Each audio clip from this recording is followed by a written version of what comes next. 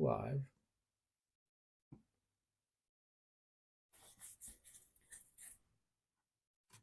Alrighty, first time on YouTube. Let's see.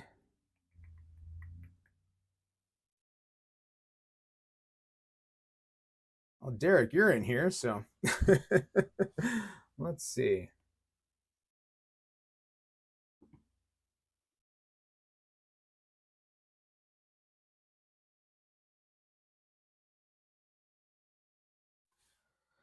Alrighty, while we're waiting. Okay. Now it's at least reporting 0 views, so that's better than we were doing before. And welcome in, Derek, if you can see me, hopefully.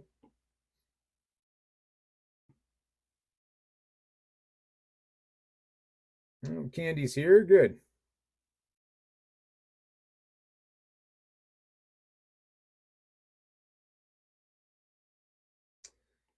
Oh, my wonderful wife, Candy, and she will be our moderator.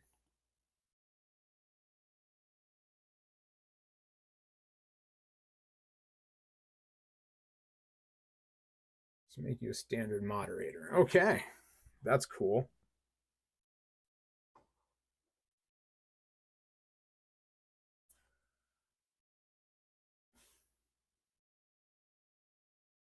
Alrighty.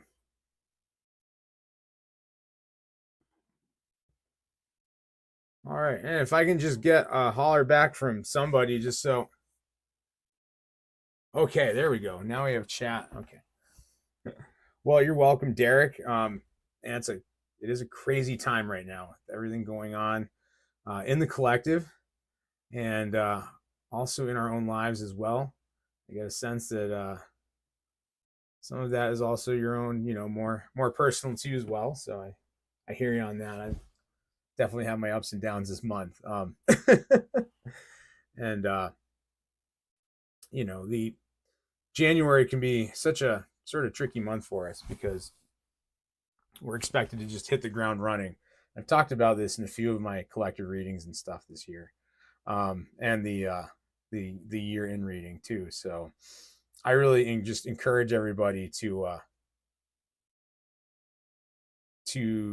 not worry too much about all those New Year's resolutions. Like there's a lot of pressure to hit the ground running, but take this month, take time to really craft your vision of this year.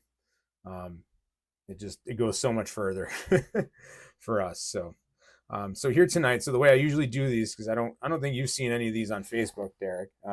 And for anyone else who's new here tonight, it is my first time doing this on YouTube. So thank you all for showing up. Before I ramble off topic too much, I'll kind of get to the point. So typically I do like a little week in review mini reading for the group.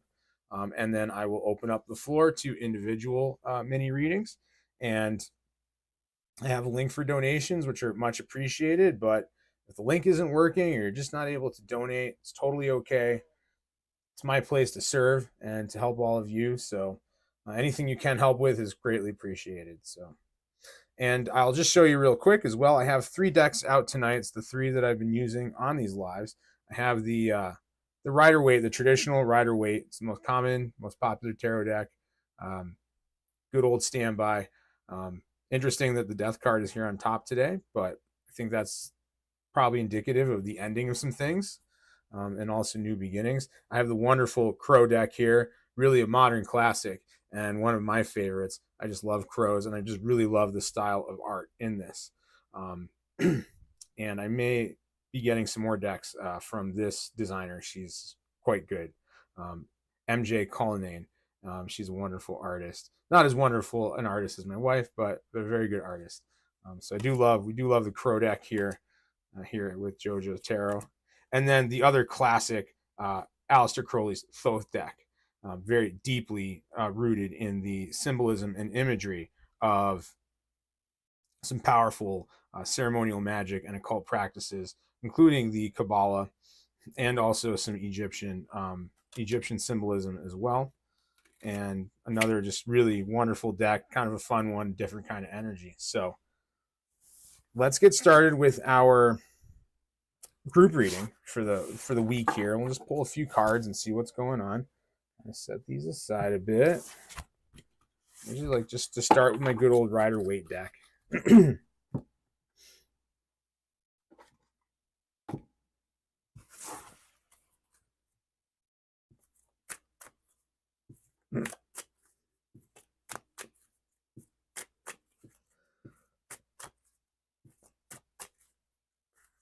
Alrighty.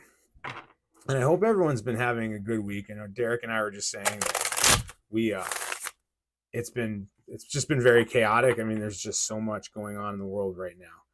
And what we're seeing, I've talked about this a little bit, but last year was like this big year of the tower, and also in, I believe, the Chinese zodiac, it was the snake. So it's the idea of the snake shedding its skin. And we have all these old things, these old systems and sort of old energies and institutions that are sort of crumbling and falling by the wayside. And that's necessary in order for the new things to emerge, for a space to emerge, for these things to grow in, for the new order to take place.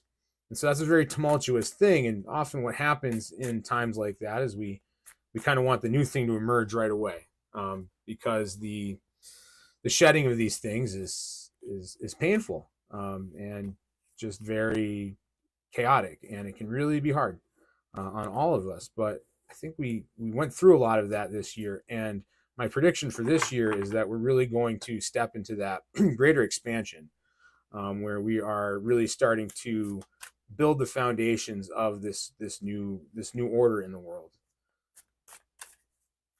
And yes, and there's a lot of pain with that. Absolutely, Derek. Man, yeah. And so, as important as it is to be aware of what's going around you, going on around you, I really advise people to check out of mainstream media as much as possible. And it's very difficult in the world of social media, especially. You can't sort of not see these things, but give yourself as much time off from media, from mainstream media, from social media, from the interconnectedness of everything. Really dedicate some time every day to shut that thing off and put it aside. And I know it's very difficult, especially for some of us who own businesses and we're using this stuff to promote ourselves. But I encourage people in those situations to find tools that allow you to interact and post without having to scroll through your feed. So like on Facebook, especially, even the built-in meta tools are really helpful for that, because it sort of stops you from getting caught in your actual feed of things and just allows you to respond to the things that are relevant, and the things you're working on. So. Oh, and before I forget, we must always clear the air here a little bit as well.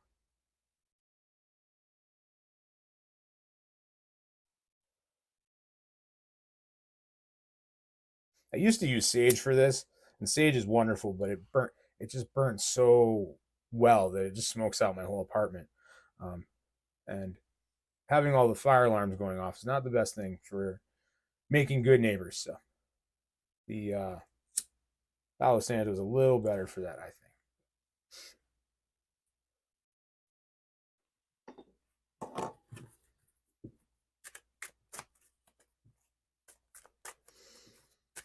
Okay.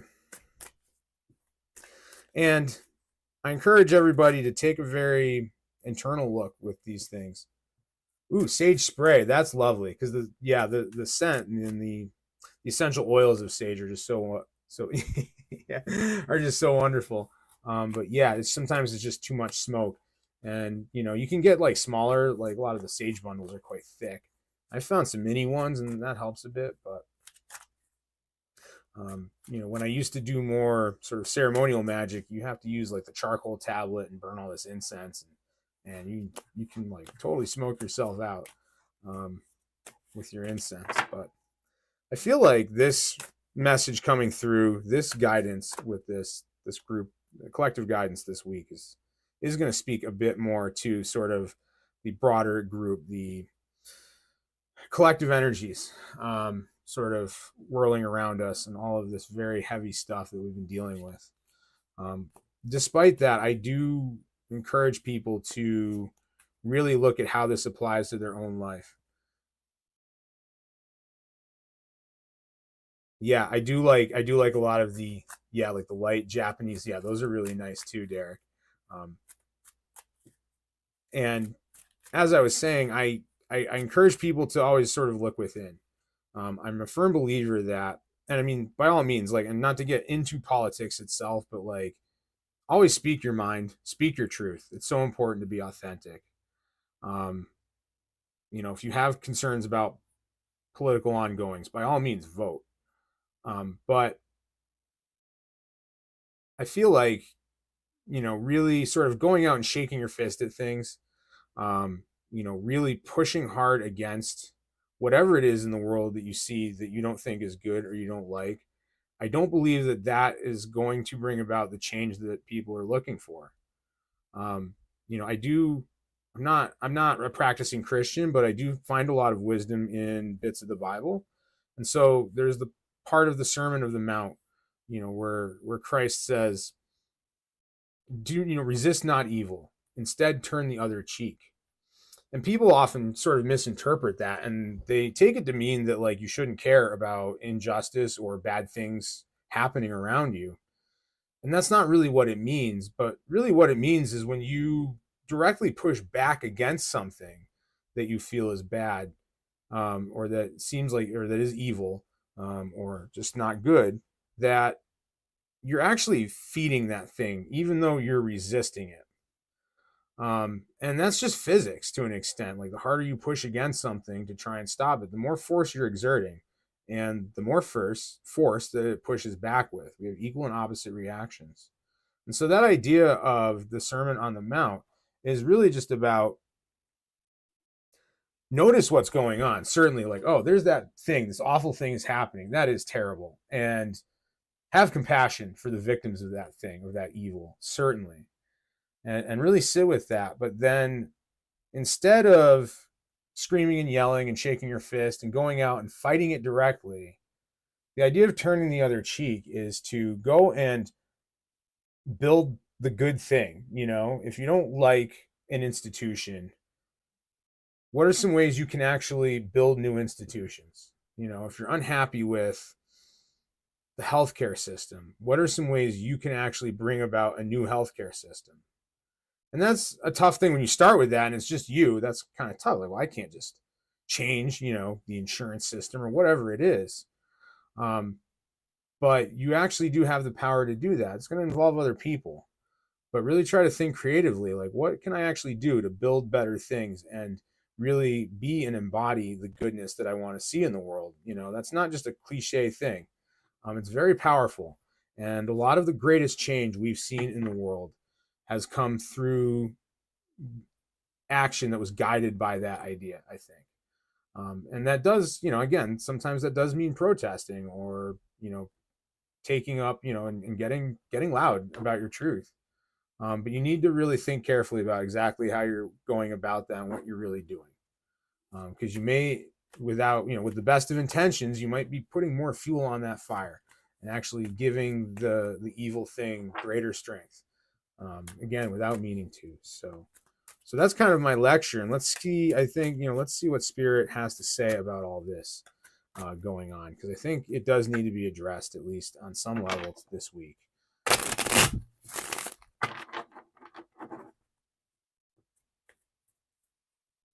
So first out, we have King of Pentacles, very earthy card.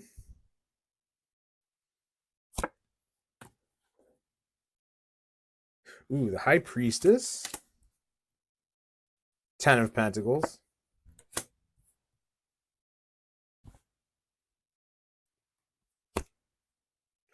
Four of Wands, and the Hanged Man. So there's some very fascinating themes here.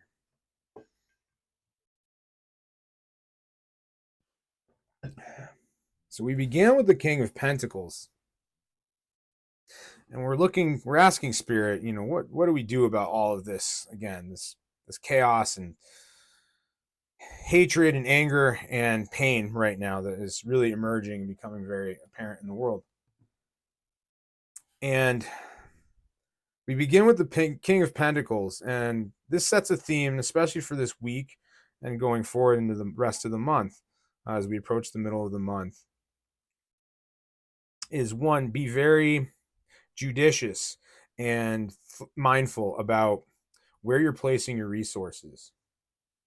Some of that is actual expenditure of money, but I think in a big way, it's expenditure of your energy. A lot like I was just sort of lecturing about.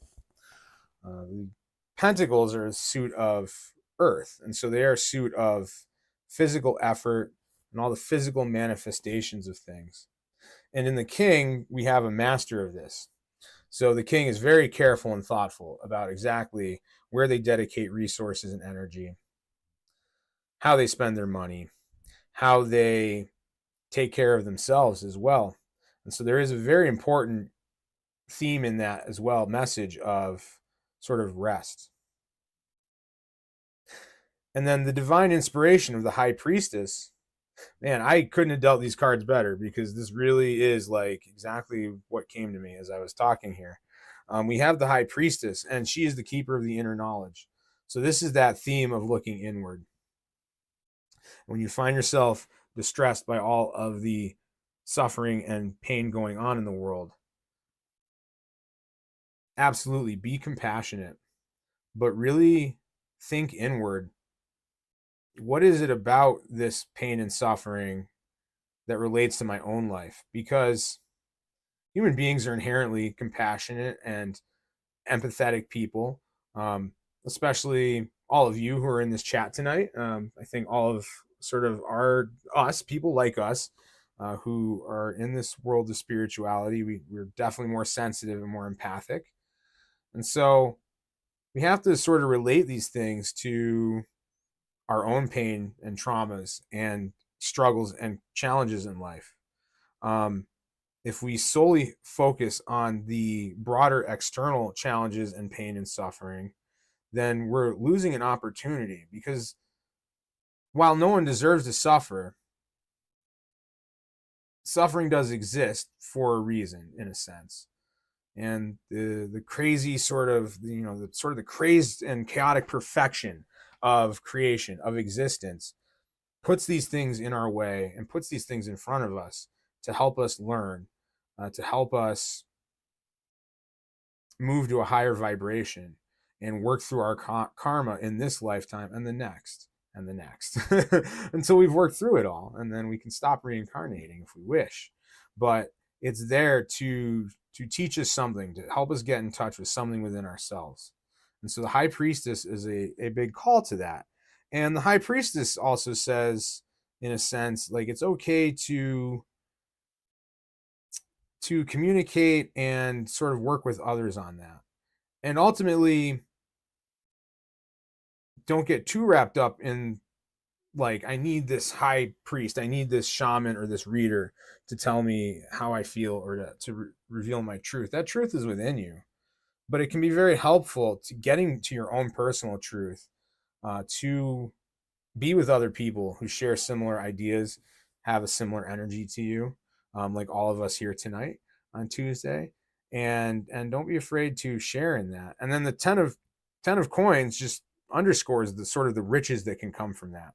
Again, more of a physical thing, but it is the riches of community and support and being with your tribe. And so the folks around you, they recognize your goodness and they're there to support you, and they want to help and give you resources, and gel together with you. So that community is there. As divided as everything looks right now, we really do have it. That sense of community does exist. It's being challenged, and that's why we see the division, because there are these forces and energies that are challenging that and making us feel like we are much more separated than we are. And as we come back to ourselves individually, that broader group consciousness will evolve and rise in vibration and become less angry and chaotic and less strife, we will see. So there's a few things you have, a few resources you have at your avail to help with that. That's kind of how I interpret the left and right cards when I do these mini crosses. I sort of look at it like the divine truth coming down to us, sort of what is our intuition telling us? What is the thing? How does that intuition manifest in our real world? And maybe how do we sort of ground that? And then the left and right cards are more about external resources, ideas, and forces that we have at our available to us to help us do this thing. So on the left, we have sort of the power of introspection. There's a lot of introspection in this, the Hangman and the Four of Cups. And so the Four of Cups is, again, sort of like a little bit of that resist not evil type idea. We see this person meditating, sort of fixated on these three cups, and yet the universe has this fourth cup, and they seem to be unaware of it. Or you can look at it the other way and say that this person is fixated on this cup that is appearing out of the sky and not seeing the three cups before them. But either way, it shows this fixation, this premeditation with something that is quite external to this person. And so again, it's that deeper call of like, look inward. And also, I think a call to look around you right now and find things that are beautiful and joyful, even if they're simple, even if it's just the bird sitting in the tree. Like, for example, here in Colorado, we've had a record warm winter. We've had almost no snow. It's been about 50 degrees about every day now. And usually by now we get a cold snap.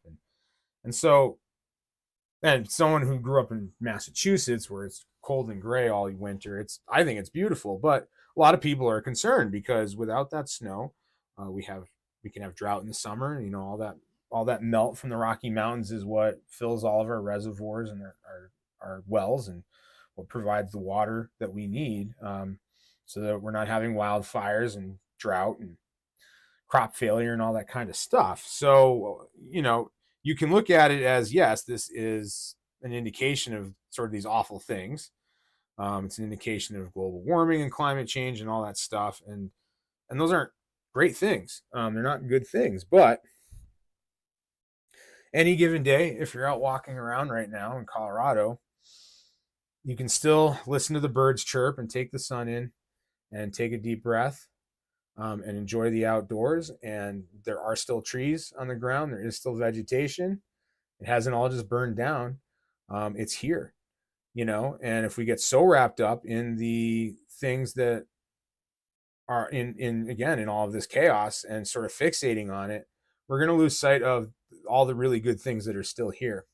And that really is part of what brings about greater turmoil and brings about these great sort of apocalyptic things, is when humans as a collective really start to give in to that panic, and worry. And really, as soon as we start believing that it's the end of the world, that's when we essentially make it happen inadvertently.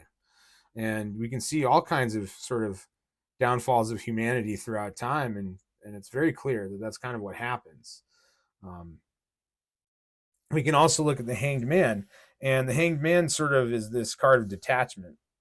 I realize he's attached to this beam. It's almost this cross hanging upside down by his foot. But the Hanged Man is this card of like discomfort. It's a reminder again that something good will come out of all of this awful stuff, out of all of this pain, that it can be transformed into something greater. And so it's a call for us to, again, step back, be a little bit less emotionally involved if possible. And again, I know that's hard. We're compassionate people. I'm not saying that we should just ignore the suffering of others, but you can watch people suffer in video on the internet all day. It's not going to undo that. It's your actions and your words and your own internal healing that actually manifests a better world. And it's easy to lose sight of that because it's not such a direct thing. It's not like, oh, I meditate every day and then the war stopped, or whatever it is. But yeah, I totally feel you, Derek. It's a lot. And maybe some of this is unique to me and my own personality, where like I feel these things very deeply, but I also have some capacity to kind of hold that sorrow, in what I feel like is a healthy place where I can continue on and really try to do do things that help it, that actually improve that. I think I can do more to help everyone in this world by sitting here reading tarot with you than going out and blockading ice agents, for example. And that's not a criticism of anyone who chooses to do that. You have to live your honest life. But I really believe I have a greater impact doing this. This is my calling. So it's very hard to get right with that. And I'm hoping in your individual readings, whoever wants some, that will we can ask about that a bit. So yeah, it's a week of having to pull back a little bit and really looking towards finding those little bits of good, those tiny little pieces of joy out there, because they are out there. And we have to just sort of keep our eyes open to them as we weather this storm.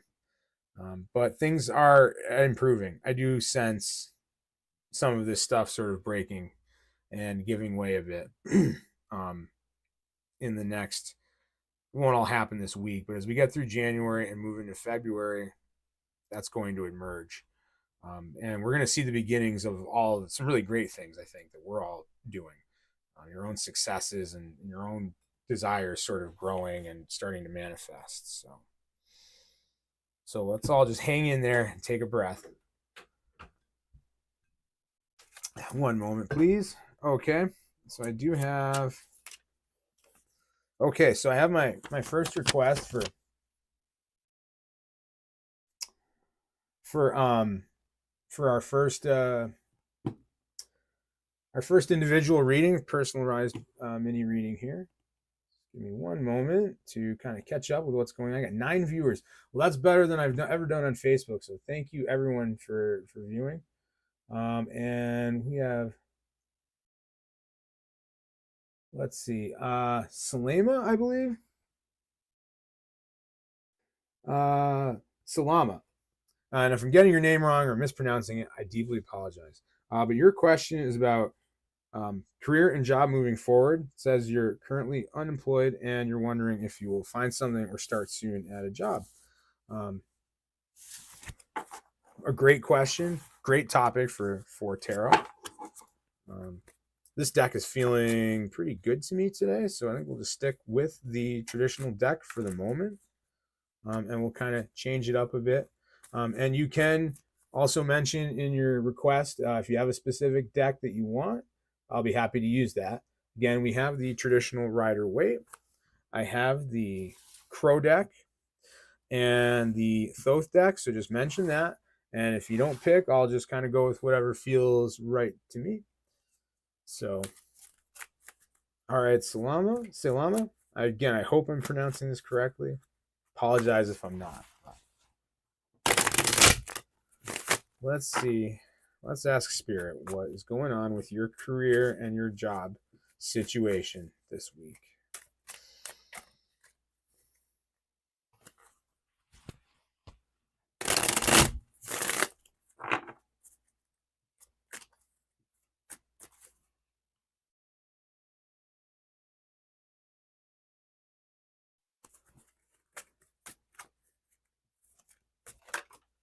Well, here's the flyout, the Fool.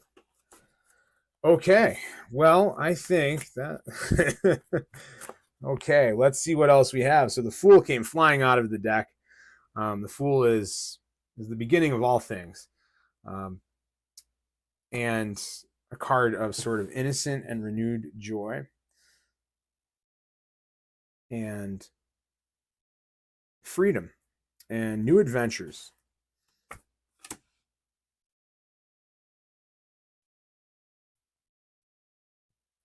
So we have the Hierophant, all very interesting.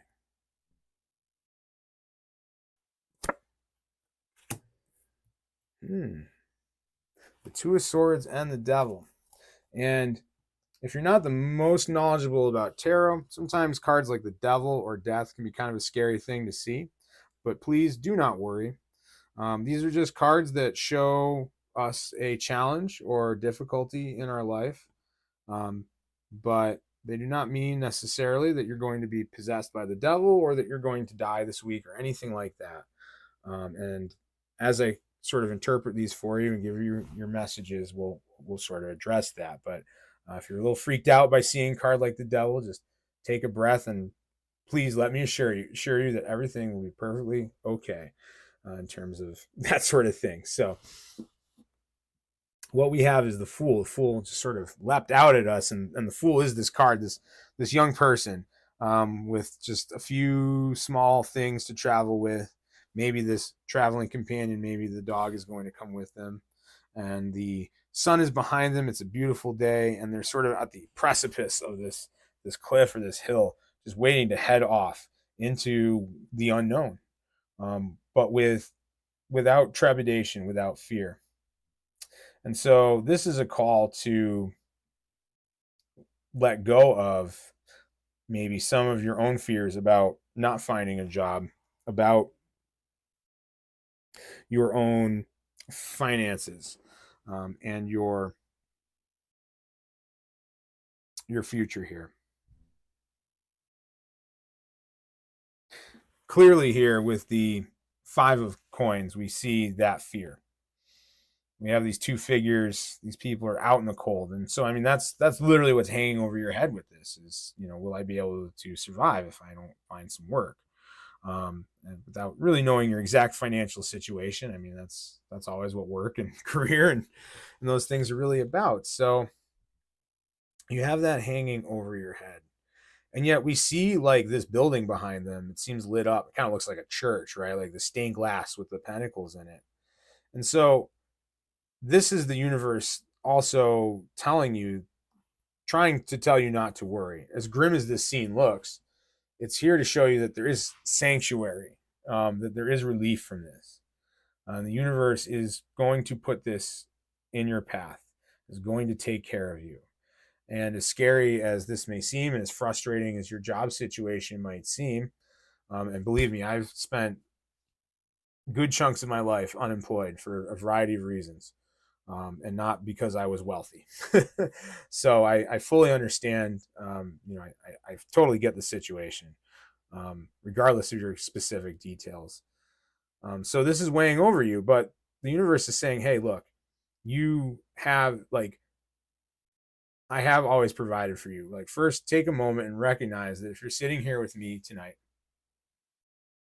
um, and we're having this reading, and you've made, you're alive, right? Clearly, you've been able to eat. You've survived to this point, and so even though you've had scarcity and lack in your life and the fear of not having enough, on some level, you have had enough to survive, or you wouldn't be here with me today. And so first of all, just remind yourself of that. That's a beautiful thing. You can take some reinsurance in that.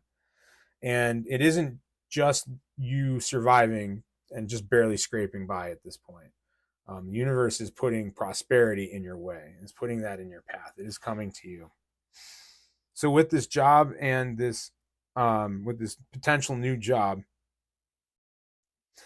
it does seem like I think you will get an opportunity pretty soon. You might even get a couple of opportunities show up here pretty soon.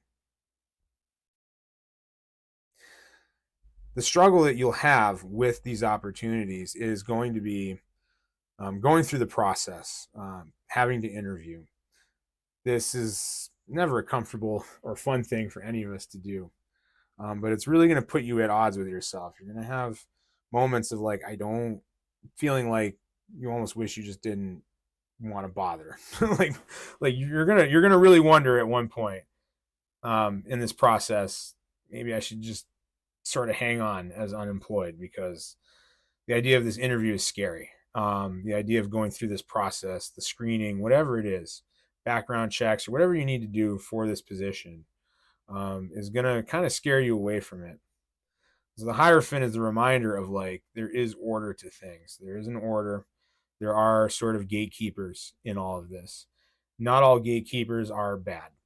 Some are, sometimes we are being held back and disempowered by the gatekeepers. But sometimes they're unavoidable. And so you are going to have to surrender to that process a bit. I do believe that is going to be necessary for you to start working soon. It's going to be kind of scary. It's going to be like, I don't want to bother with this. Again, I've been through this a lot of times in my life. And so you're going to have these moments of doubt. This is what the Two of Swords really is. It's this discernment. This is going to make you question whether this is the right job or you should be doing this. And that might sound silly because if you've been unemployed for quite a while, it's like, well, you're just going to take whatever job. But again, you might even end up with some choice here. You might end up with two positions, two offers, and kind of having to really decide which. And what I would say was, and keeping with the theme of our collective reading, is like, don't be afraid to lean into that discomfort of the process.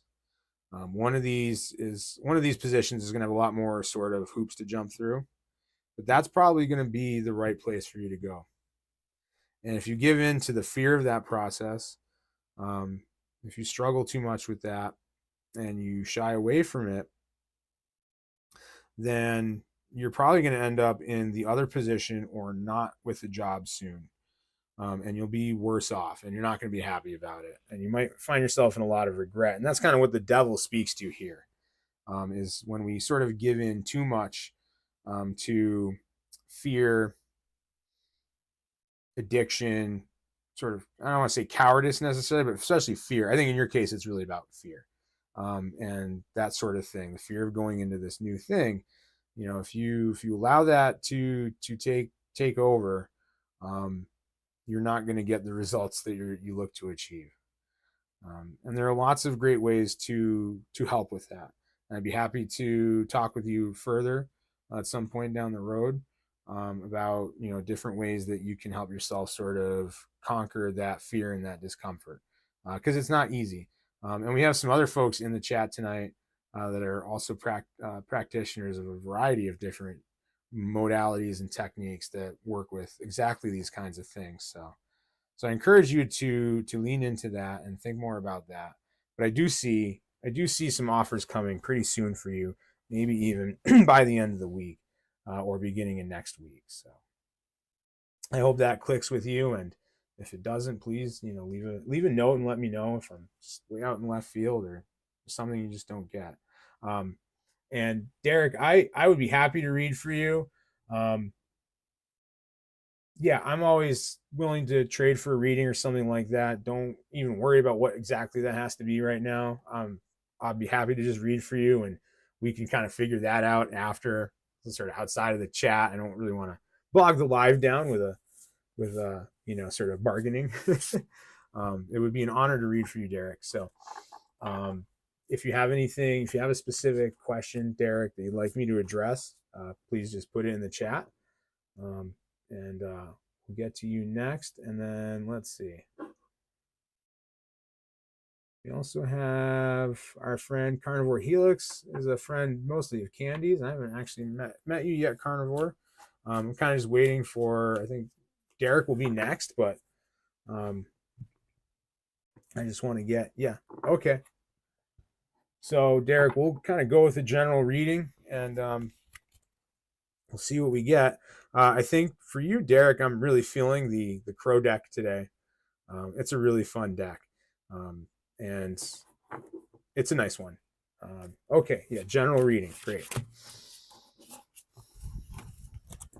Get a good shuffle on this.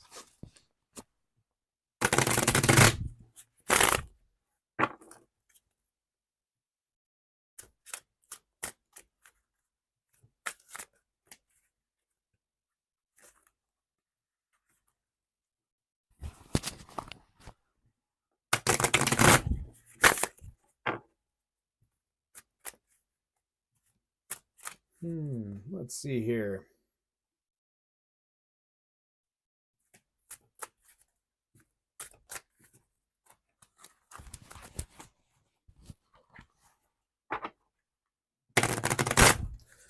Final shuffle.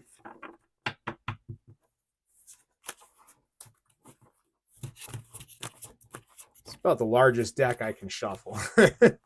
Some of these Oracle decks are like, the cards are massive and it's beautiful. Like, it's really nice for the art, but I do like to sort of traditionally shuffle my cards as a bit of a poker player and and just general gamer in life. So I do like kind of a good shuffle.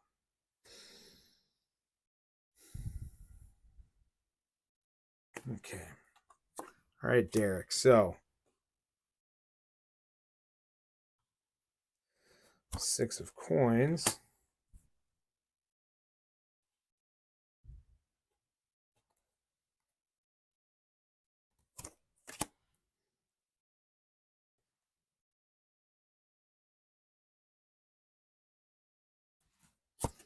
A lot of coins and the swords here tonight. Queen of Pentacles as well. Pentacles or coins, call them what you like, but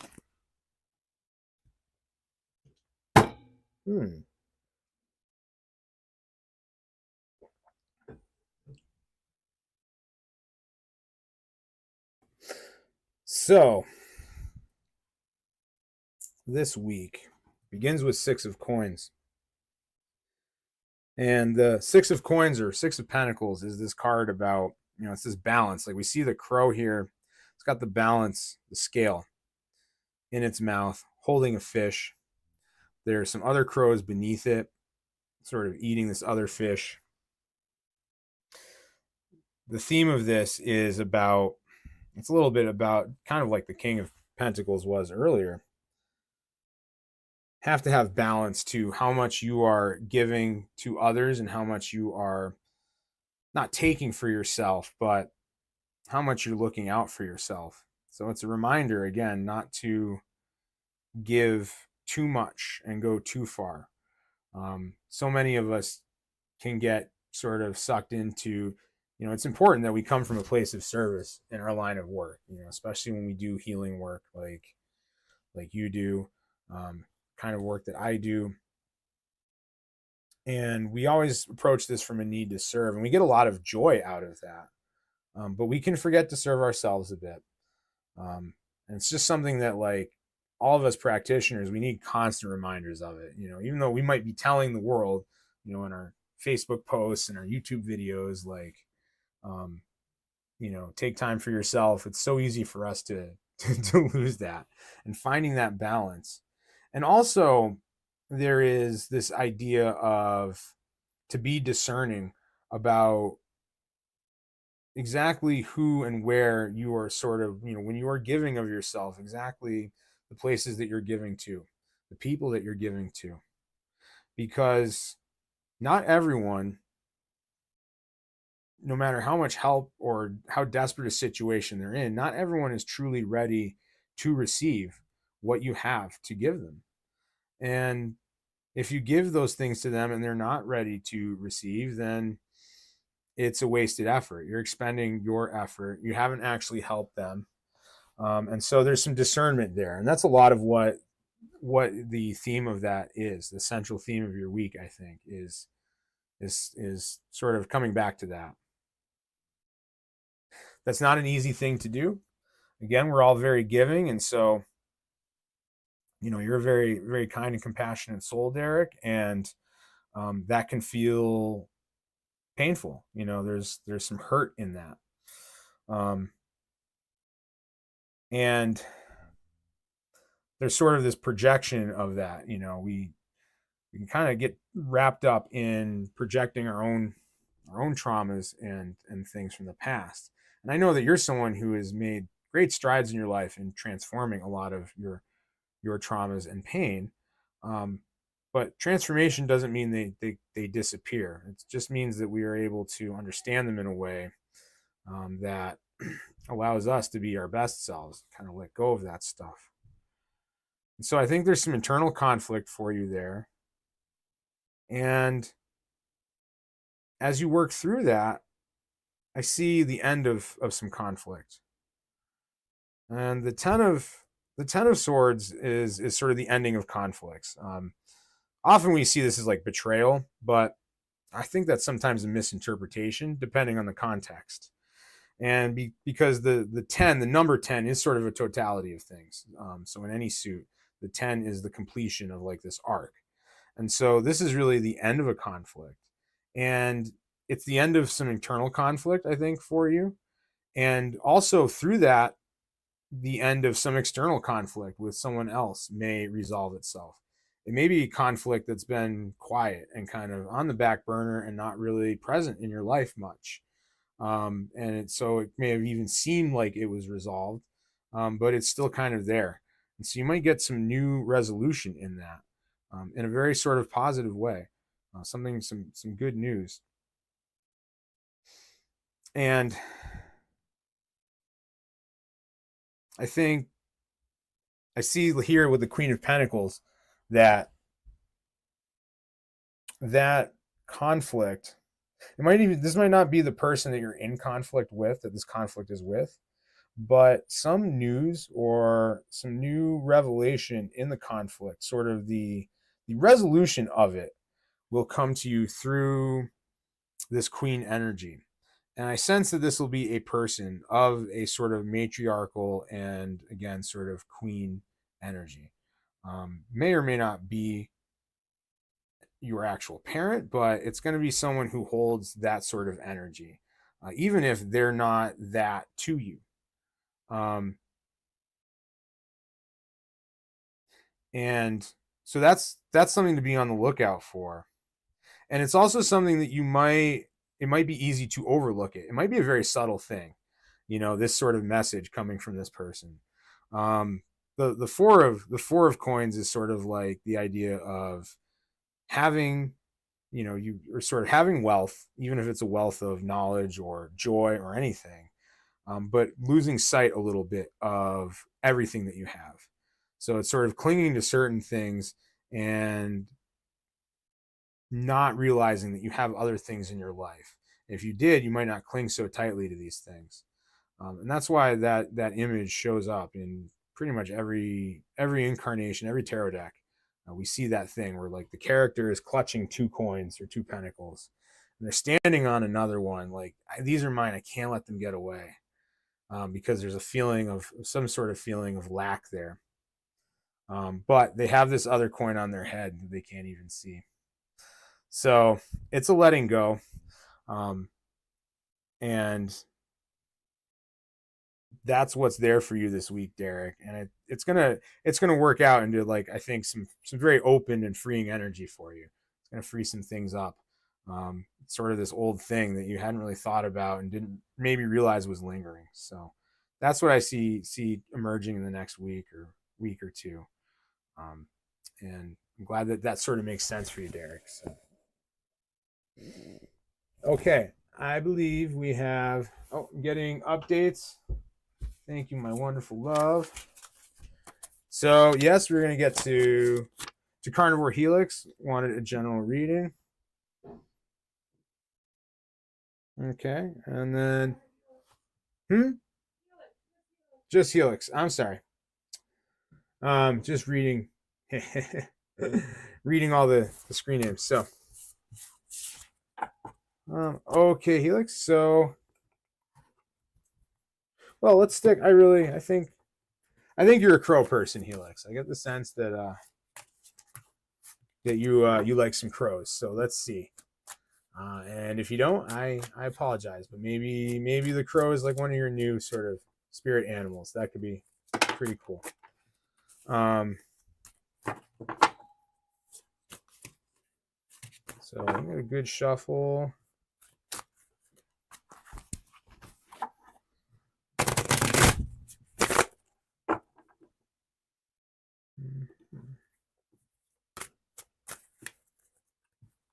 Well, and again, I can't thank everyone enough for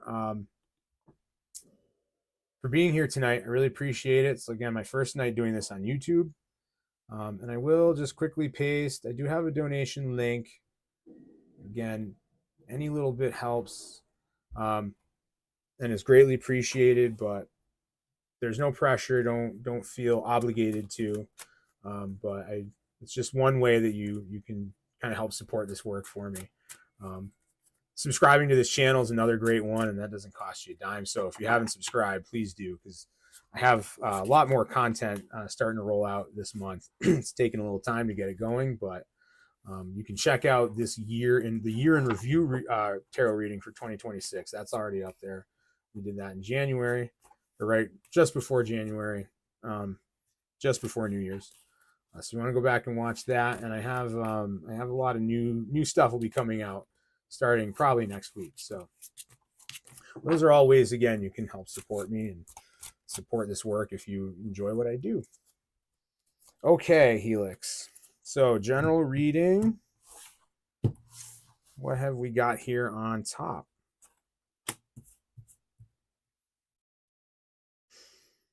Seven of Swords. Okay.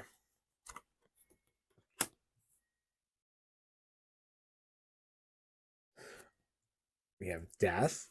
And again, I will just let everyone know and let you know, Helix, that Death is not a card of death. This does not indicate that you're leaving this earth anytime soon. So if you have any fear surrounding that, I assure you that that's really not what this is about. Death is always just sort of the ending of things. Probably the ending of something in your life that you would like to have end. Some kind of conflict or struggle in your life. And I do see that sort of coming out of this a bit. So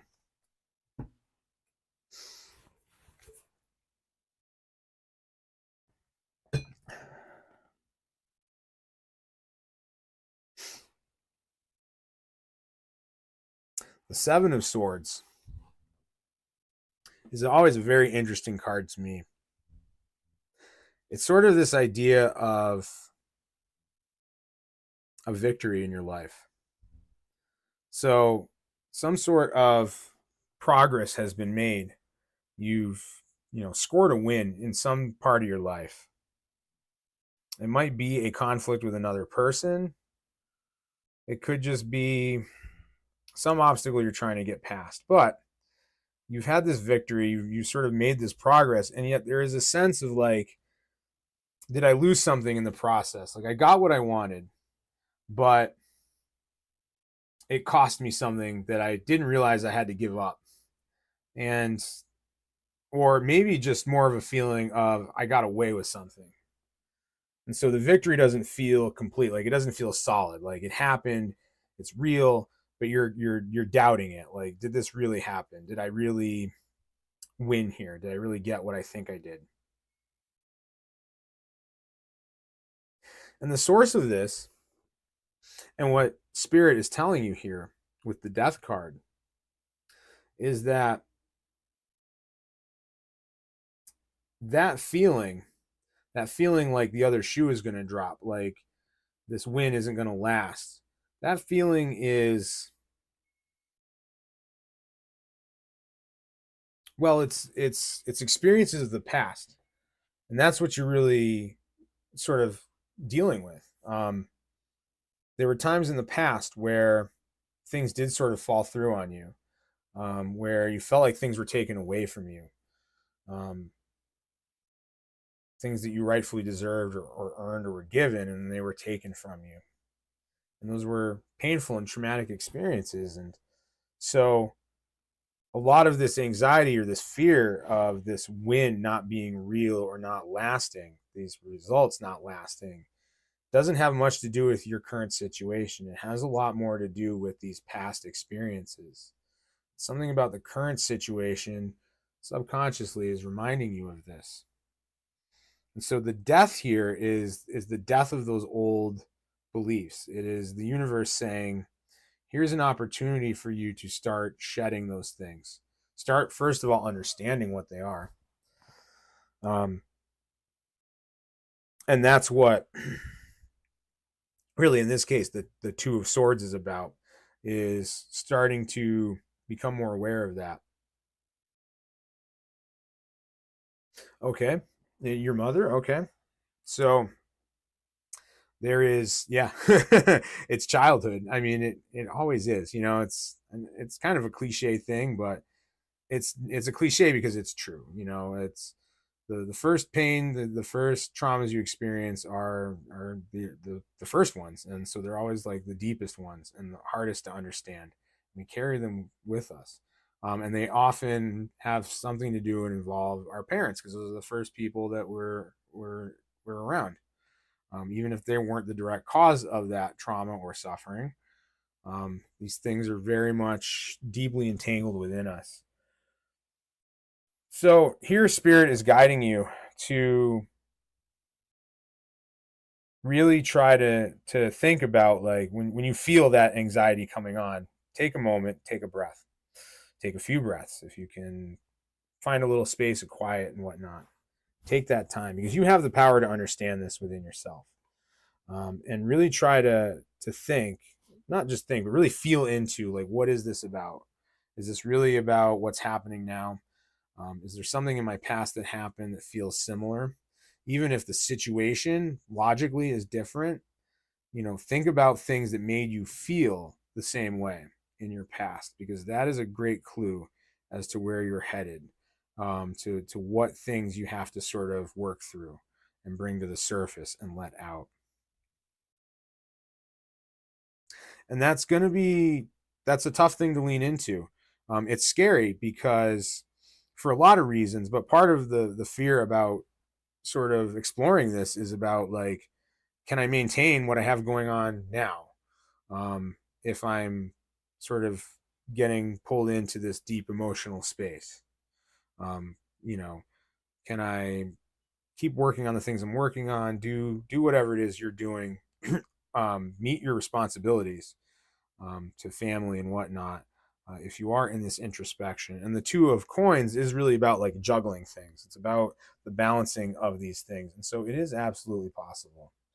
um, and again, there are a lot of great ways and things you can explore, um, to help you do that.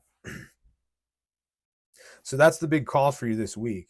As this uneasiness, this feeling of, I'm going to lose this thing is going to get taken away, comes in, really, really sit with it, really dive into it. Um, don't be afraid to feel it. Allow yourself space and time to feel it and to let those emotions flow through you. And on the other side of that, you're going to find a great sort of lifting of spirit and your energy, and sort of feeling like this space opening up within you as you start to explore this and let it go.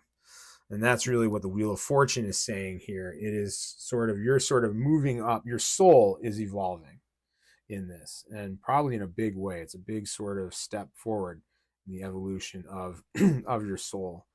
So that's what you're looking at in the next week or so. And again, I realize it can feel scary as you're leaning into it, but don't be afraid to lean into it, because the universe will take care of you. You will actually be a happier, healthier, more successful person the more you allow this to flow through you. So, and don't hesitate to reach out to me, and Candy and other people in your life who are supportive, as you're getting into the thick of that. That is a lot of the work that I do, is to help support people in these journeys. So thank you, Carnivore. Sorry, thank you, Helix, for that reading. I hope that finds you well and gives you some direction this week. So, and then moving on, and I'm just going to take a quick moment here. I feel like we need a little smudge. Just clear the air a little bit.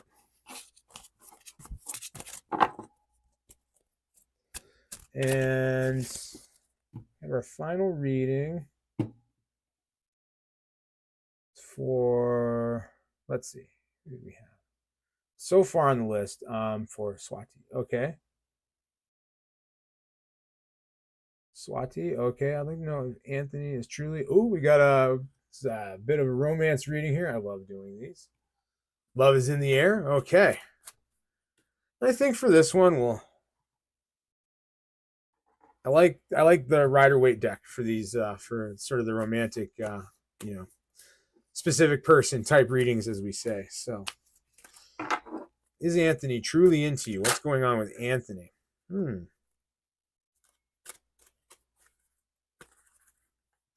Let's see what's going on with Anthony.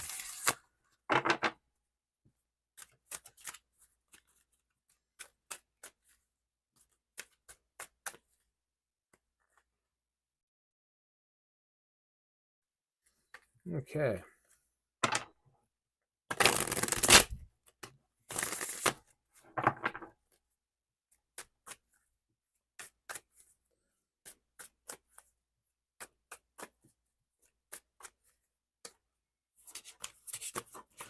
Okay, here we go.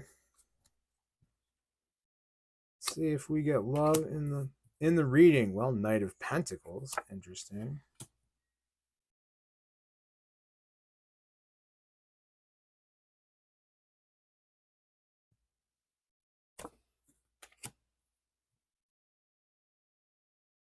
And King of Pentacles. That's very interesting.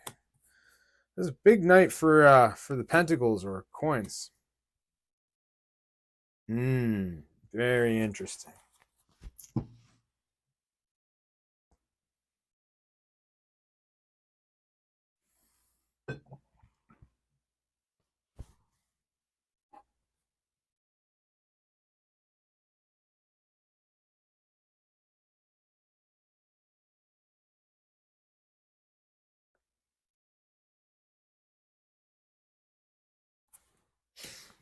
So, Anthony, let's see.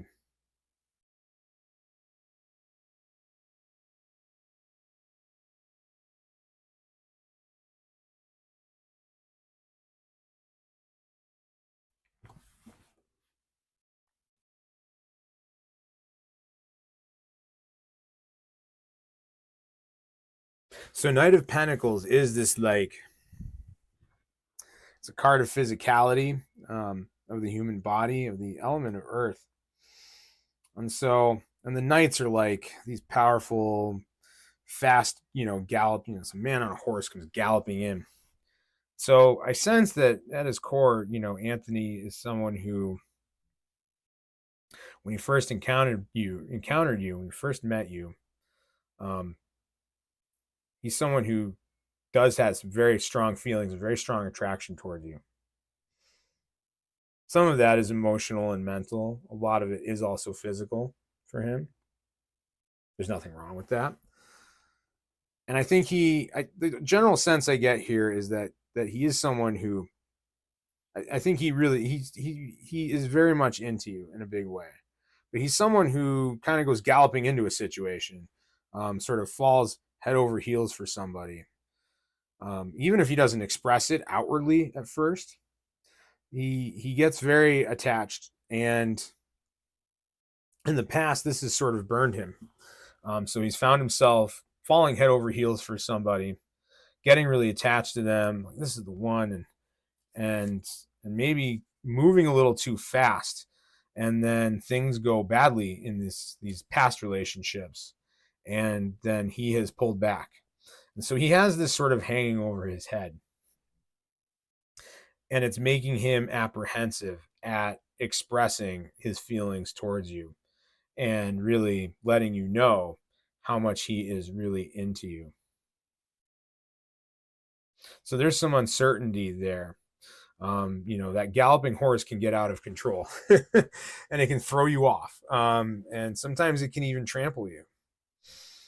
So this is what he's struggling with. And this is why he just hasn't been able to maybe show how much he is really into you. And that's why you're wondering right now, is he really into me?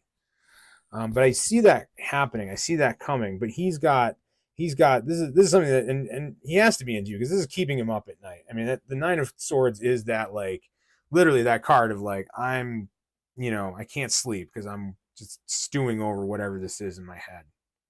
And I think some of his conflict is also with his community, with the people around him.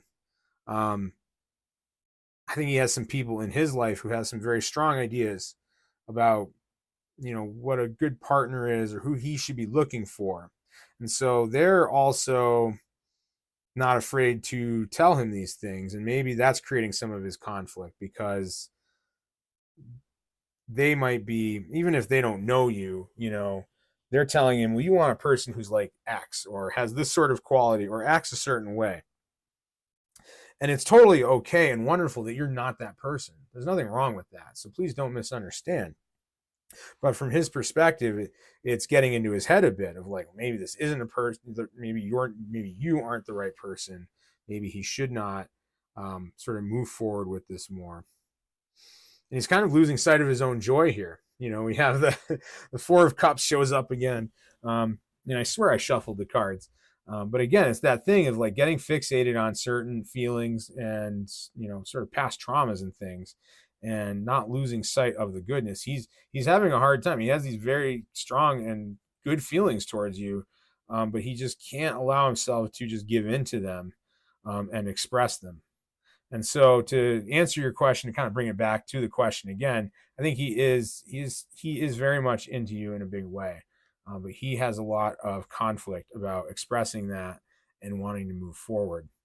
And sort of what you can do, it's not something you can force, because if he doesn't work through these things, um, even if you really pressure him more and sort of pursue him more and try to get him to open up, or just sort of spend more time with you or date you or whatever it is you're seeking in this, um, it's not going to work, because this hang up is going to be there. And so it's going to take him some time to move past it. And so this is going to be a week for you of sort of having to let that lie a bit, and also not getting too fixated on it yourself, because clearly you want this person to. I don't think you'd be asking if you were like, I don't want this person to be into me. I think you desire this, and if I'm wrong, please let me know. But um, you know that's what it is he's got some conflicts. It's not like he's conflicted with another person or he's seeing someone else or anything like that. It's just a lot of his past mishaps in love and romance, and like all human beings, we tend to carry those with us. He's gone galloping into these other relationships in the past and kind of felt like he got burnt. So it's going to take him some time. Just be open, and if you're feeling impatient, take a breath, get invested in something that's not romance necessarily. Work on a hobby or a pastime or whatever it is. Try to distract yourself a bit from your own yearning for this, because I do see this developing and maturing, but it's going to take time, and probably more time than you'd like it to. So thank you for that, and welcome in Nina. So we um, so I do accept donations for readings, but it's not absolutely necessary. Um, and I'll just throw the link up, and if you're able to, great. If not, I'm here to serve. Um, and every little bit helps. And if you can or don't wish to, donate or support, monetarily, certainly joining my channel, subscribing to this channel is a huge help for me right now. We're very small and we're just starting out. So that's a really great way to help support me as well, if you don't really have the means to donate. So nothing wrong with that, no shame in that. But I will throw the link up here, and then I'll be happy to do your reading for you. So thank you for the subscription, Nina. So let's see here. I just want to get your question again. Yep, I had a very hard exam the 9th, and don't feel very good about it. Did you pass? Okay, a great question. I think let's try the Thoth deck for this. This is kind of fun. We'll give this a try. Thoth deck is always very interesting and insightful. I haven't used it as much for reading for others. I use it for myself a lot. Okay, how did your exam go? How did your exam go, Nina?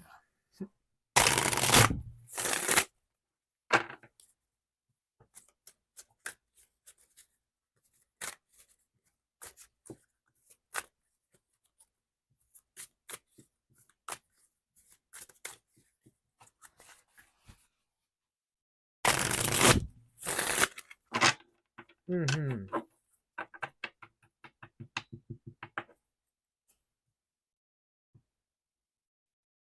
Okay, well,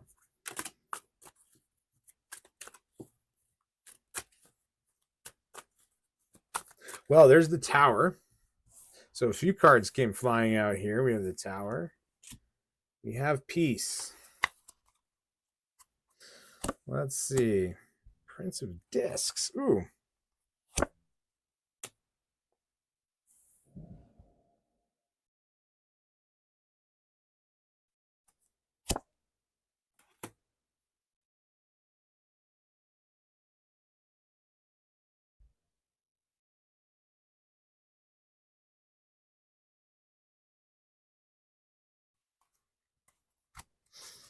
Hmm.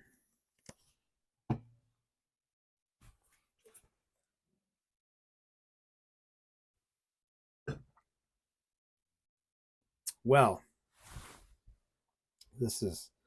this is interesting, and this is the Thoth deck is kind of interesting because it does kind of bring these sort of concepts in. It's a little can be a little harsh sometimes, but what I see here is actually sort of very good news regarding this exam.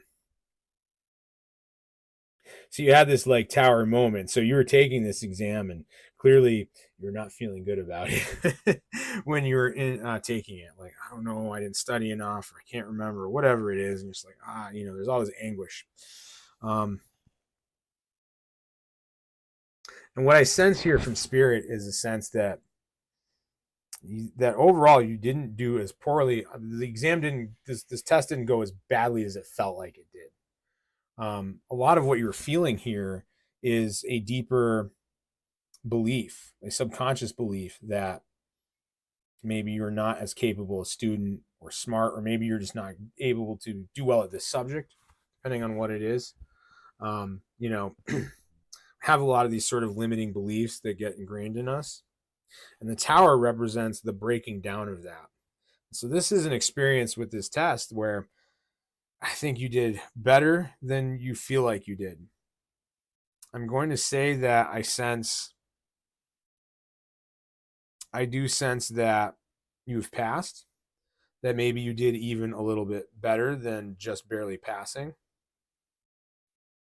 In fact, the results of this test will be good enough that you can breathe a little bit easier about this class as a whole. Um, so that is to say that maybe you didn't get the 100%, perfect A, but you're going to get a good enough grade that this is going to help carry you through this class. And it's going to help you feel a little better about how you're doing overall and the challenges that it's presenting to you. So there's definitely passing there. And these cards of sorrow and cruelty, which seem so harsh, in this case, these are things, again, these are these deeply limiting beliefs about yourself that you're carrying around. And so that's an invitation to explore that more um, and realize more that you are actually good at this stuff, that you are smart and intelligent and capable. And so you shouldn't get down on yourself, but you're gonna feel good. You're gonna be pretty happy with your results. So that's a pretty short reading in terms of things, but I think it's pretty clear what's going on. So I really hope that comes through for you. And please don't hesitate to reach out and let me know if I'm completely wrong. Please let me know. I always like to hear from everyone and see how they're doing. So yeah, absolutely, I'd love to hear the update. Um, and if you weren't on earlier, you probably heard me say earlier, but I do have a 2026 like big tarot reading for the year up on the channel. And I know you subscribe. So if you're wondering more about the year ahead for you and the world, please, take a moment to watch that or watch some of it even. And thank you so much, Anita, for the opportunity to read for you tonight. Um, so right now, I have a few viewers. I don't have any pending readings.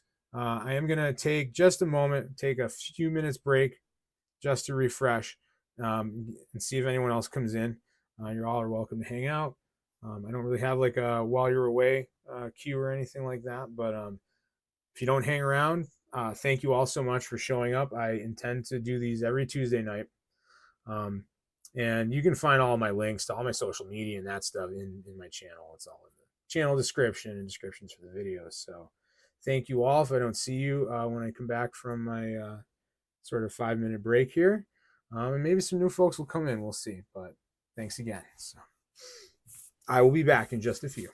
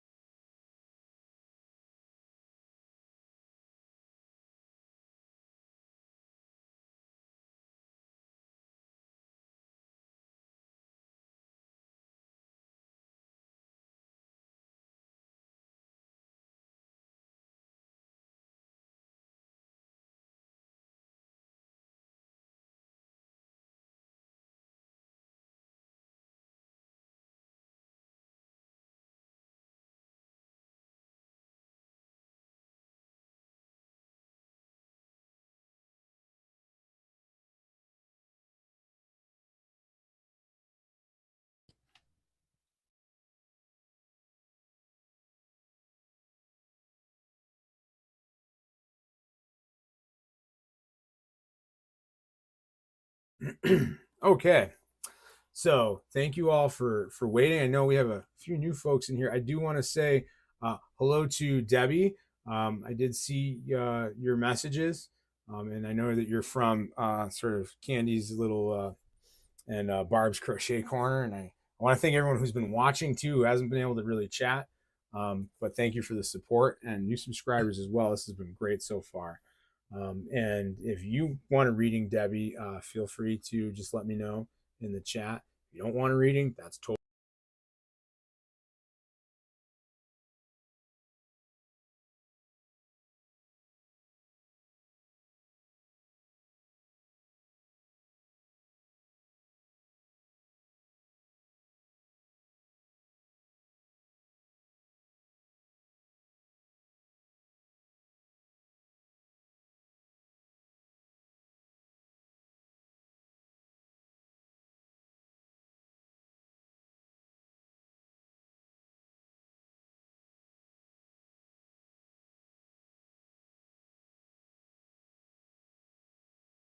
I'm back.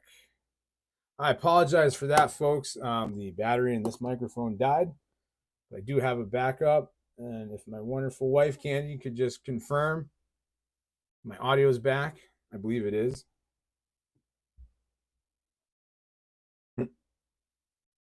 And welcome in Sonia as well. So, Mariana, I'm going to do your reading for you. I believe your question was, let's see, about somebody. Can I ask, how does M feel towards me? Okay. Another wonderful specific person reading or romance reading. I think we'll try, let's try the traditional deck today. Let's see how that does. Shiny. Okay, Debbie, I will do yours right after Mariana's. So, and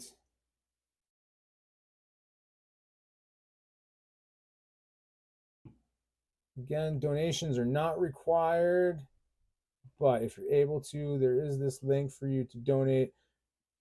And again, like subscriptions are great, liking this video, everything helps. So anything you can do to help support is wonderful. I realize especially these times right now, economy is kind of crazy and money's tight for a lot of people. So absolutely okay if you're not able to make a donation. Again, your subscription, your like, your share, so helpful. So thank all of you. Okay. So does M like you? I think we need to clear the air just a little bit here.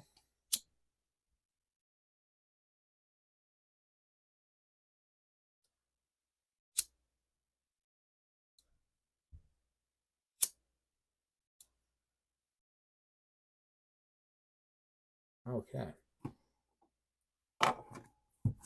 One last shuffle.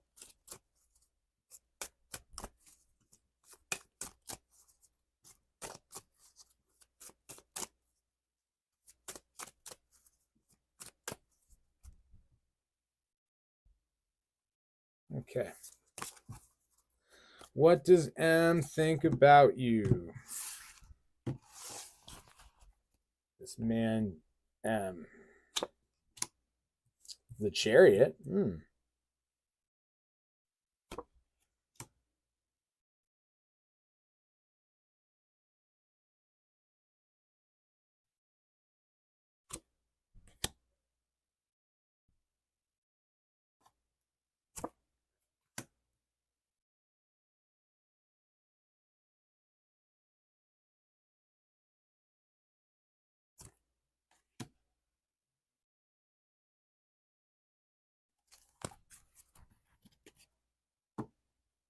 Well,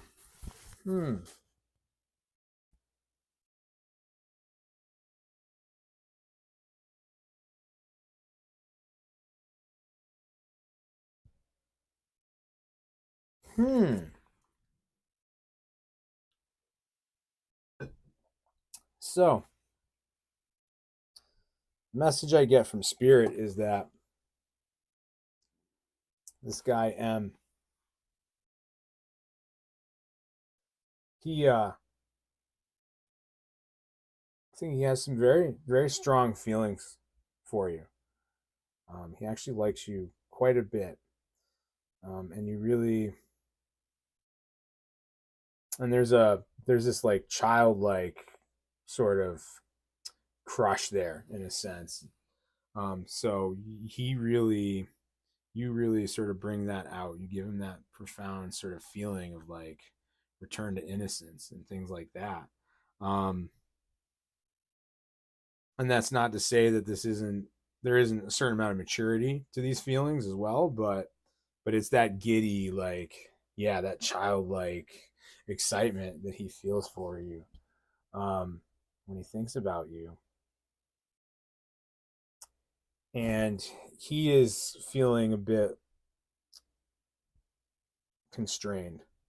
I think these feelings are very deep for him, but on the surface, he's less aware of it.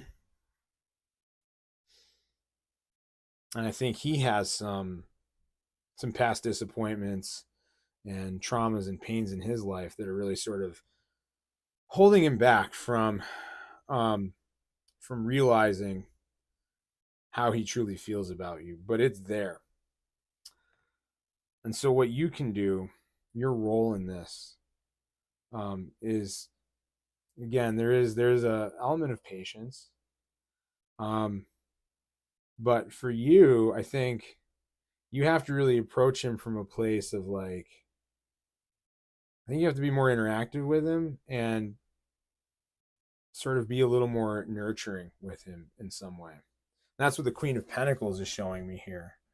That's sort of this, this motherly, nurturing um, sort of energy that I think you actually really have deep within you. So you have to approach him in a gentle way, I think, to help him work past this so that he really fully realizes how he feels. But he does have this very sort of strong attraction to you. And it goes beyond just purely like a physical thing. There is a very deep emotional bond there that he has, and that can sort of grow and come out of this. So it's your place to, again, sort of be compassionate and nurturing and patient with him, and not try to push things too hard too quickly. But it's there, and I see a lot of great potential in this for you. So, um, yeah, okay. And it looks like Sonia is up next. Oh, Debbie, right? Sorry, Debbie. We will get yours next, and then Sonia right after. So that's great. Um, Debbie will get you a general reading.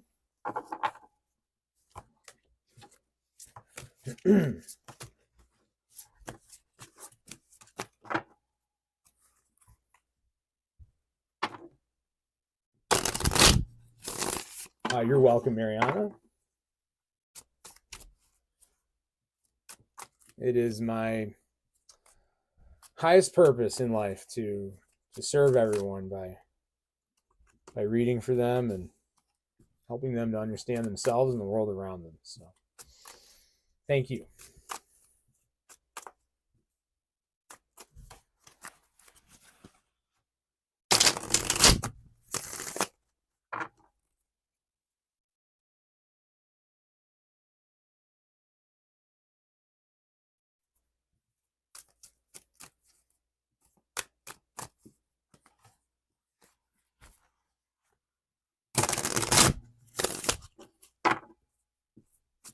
Okay, Debbie.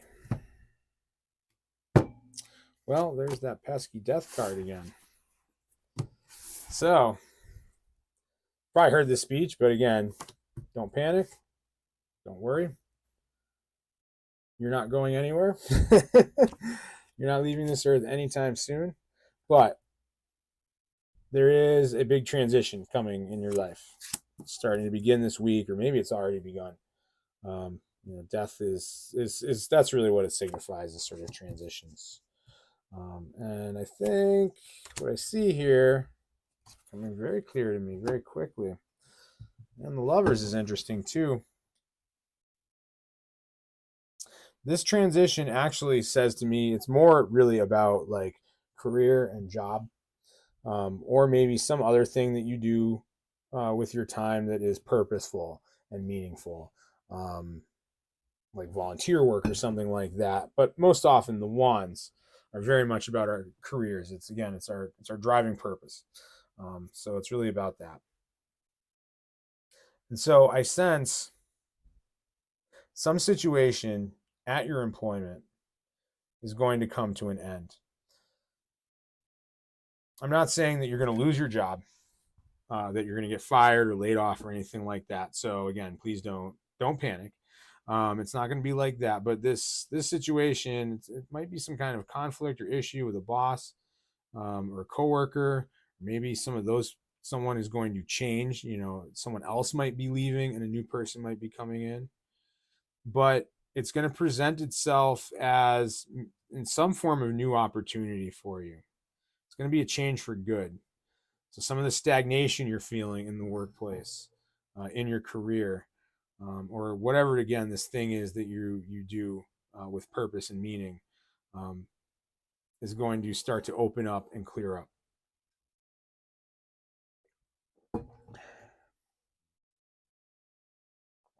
And there are some really great results that are going to come further down the line from that. So you're going to see this opening, this change starting to emerge this week. It's going to start happening in the next week or so.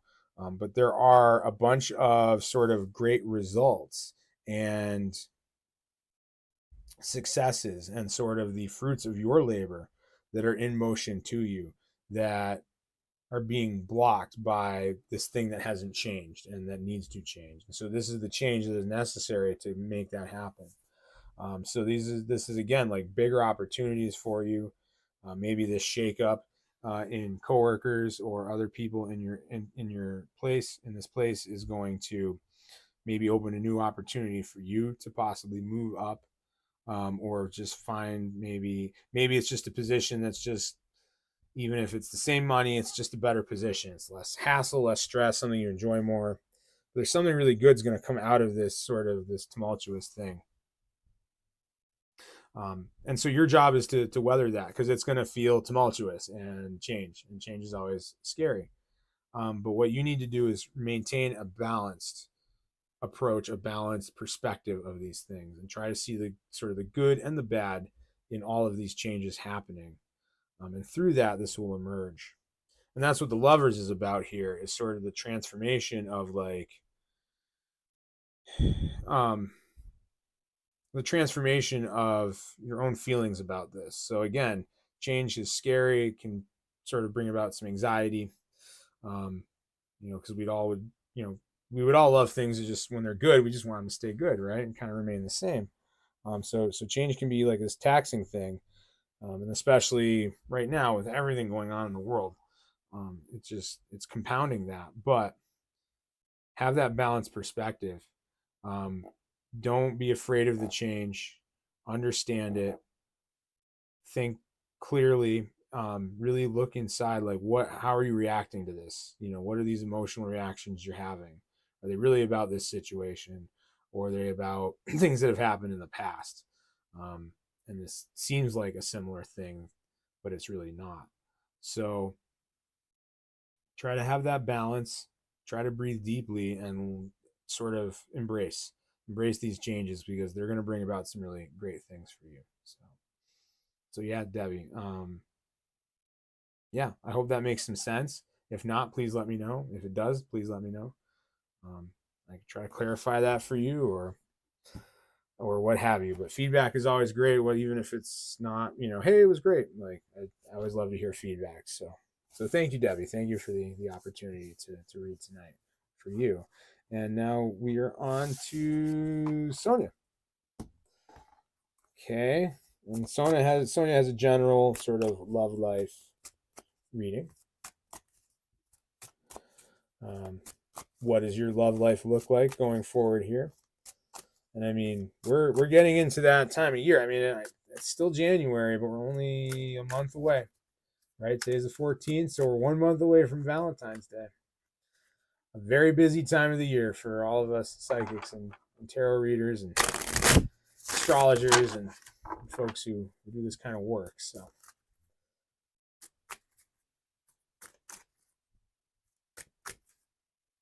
you're welcome, Debbie. Sometimes these things don't hit. Sometimes they're like already starting to happen. It's like, oh yeah. And sometimes it's like, I don't know, but time will tell. And again, if I'm wrong, I apologize, but who's perfect, right? I always tell people that tarot readings are not truly about sort of fortune telling or just predicting the future, because your future is not set in stone.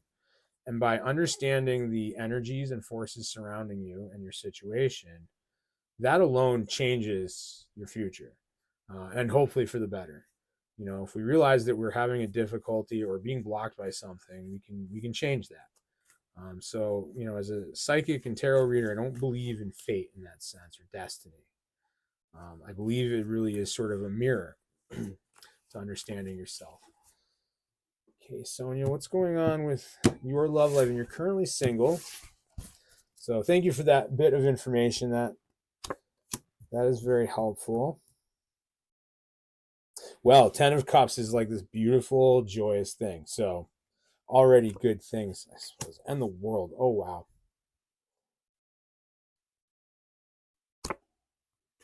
No, we see the Tower again. Okay.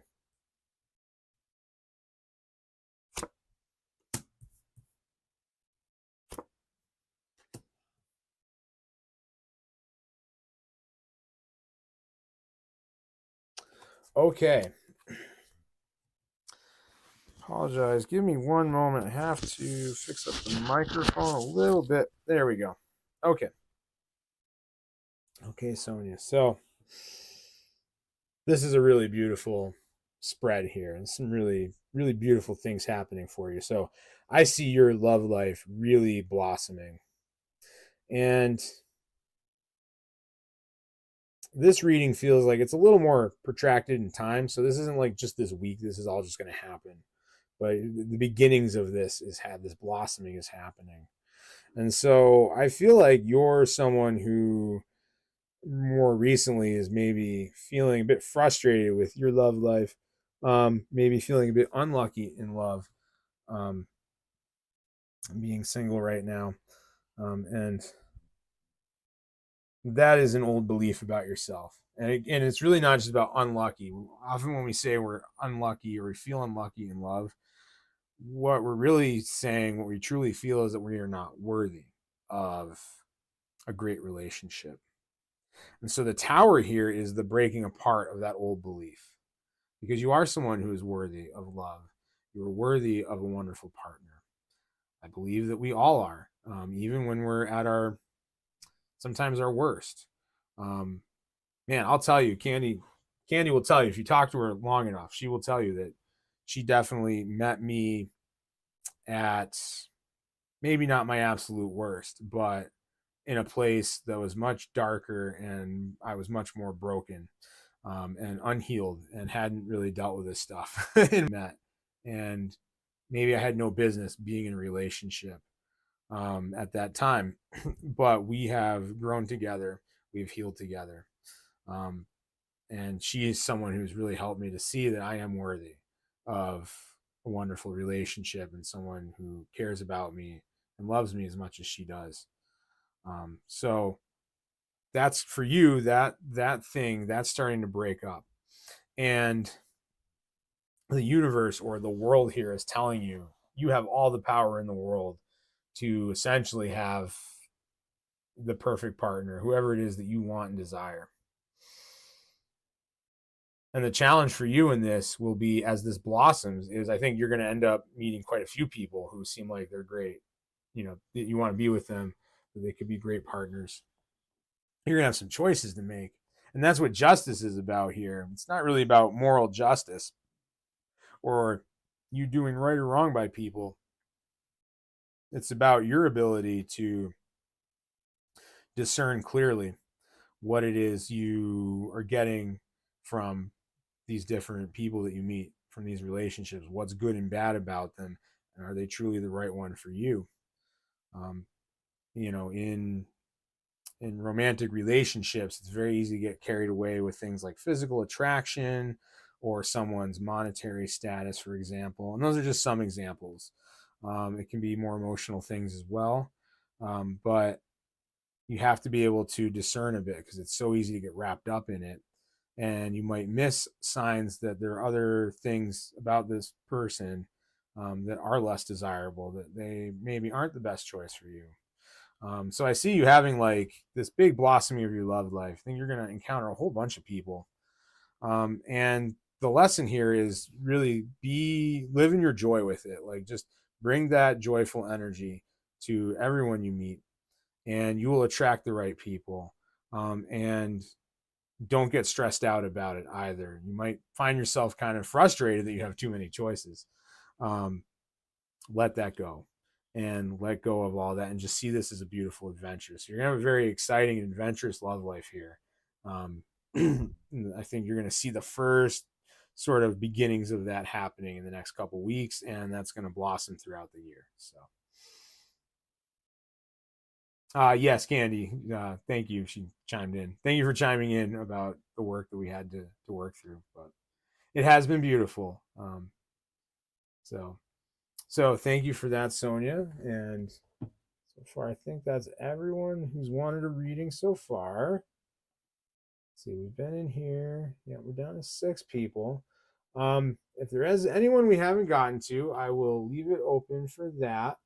We'll give it a few minutes just in case. Um, you're welcome, Sonia. Again, don't get too worried about it. And I sense you have a little bit of apprehension about the reading, but it is really like you're gonna have some really great, beautiful things happen in your romantic life, and that's the big takeaway. So, the biblical prophetess. Ooh, what a great tag. Yeah, I would be happy to read for you. Um, More than happy to read for you. And if you have, would you like a general reading, or did you have a specific topic or a question? You're welcome to put that in the chat. And I will pop up. I do have a link for donations, which is one way you can support us. It's not required for your reading. But if you can do that or subscribe to the channel, that doesn't cost anything and helps me out a lot right now, as we're just starting this channel. We're going to get a reading on Scorpio, a yes or no question. Absolutely. Yes or no questions are always kind of interesting with tarot. We'll see what we can find out for you. So, what is the actual question? Biblical prophetess, just let me know, and we'll get that for you right away. And with that Scorpio energy, I do love the Scorpio energy.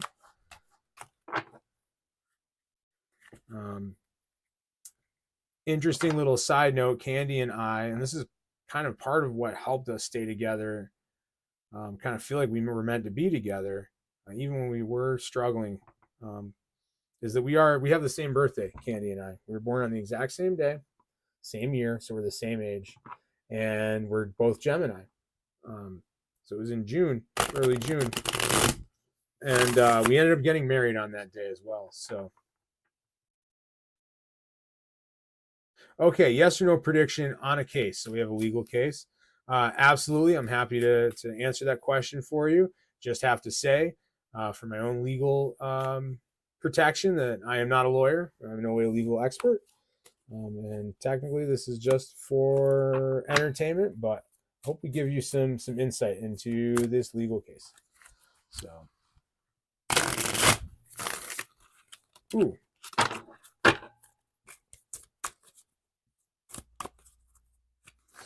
So for yes or no, I'm going to decide how I want to do this.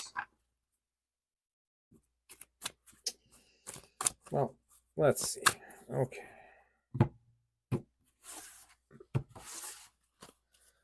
I'll have to remember to post that disclaimer in the description for future lives. But And also to let everyone know, I will be doing this. I try to do this every Tuesday at this time, 7 p.m. Mountain Time. I'm in Colorado in the United States.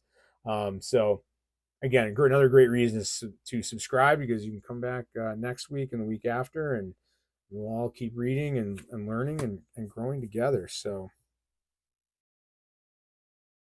well, Ace of Discs, interesting, very definitive.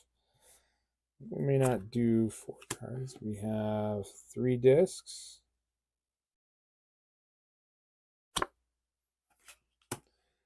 And the Emperor. And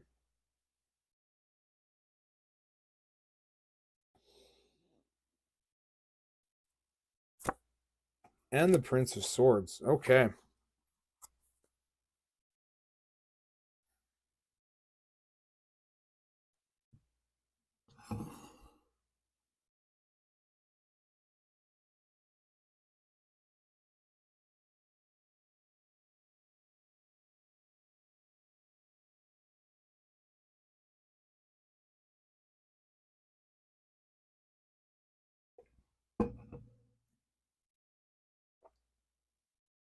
Okay. So I see legal victory in this. All of these cards really point to a definitive win um, for the person that you're wondering about in this case. Um, I assume this is you have some vested interest in this, so it's either your case or someone you care about. But they are going to win. So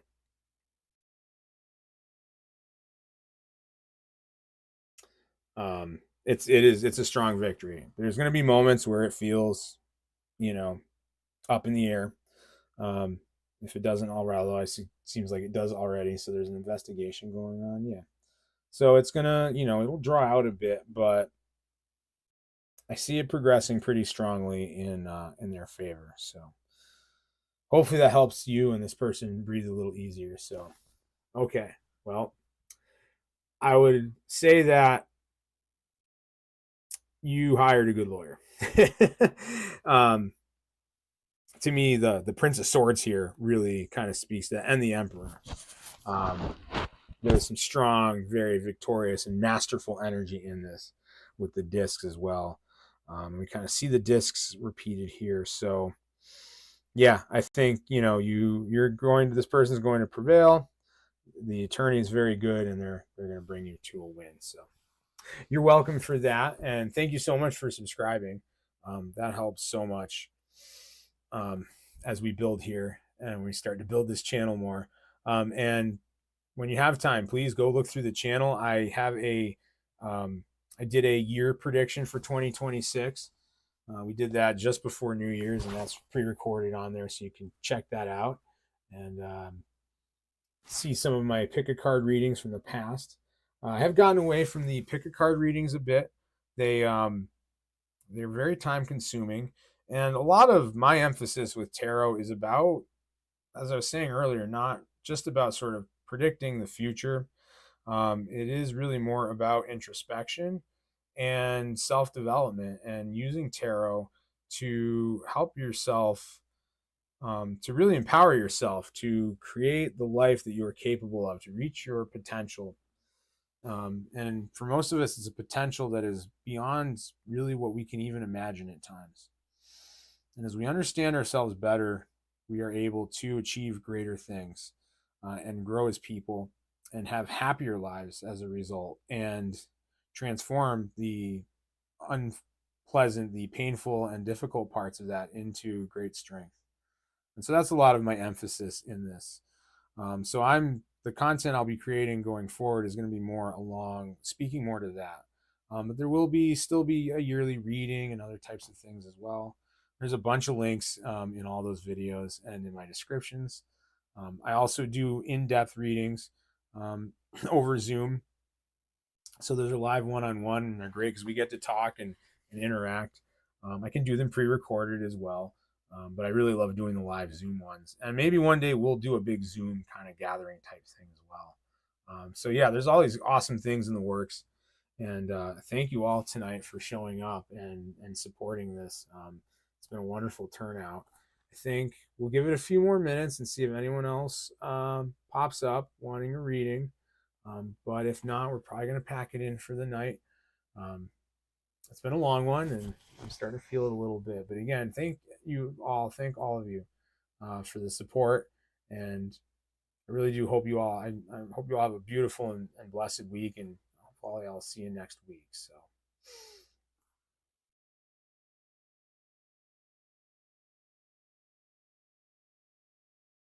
Okay.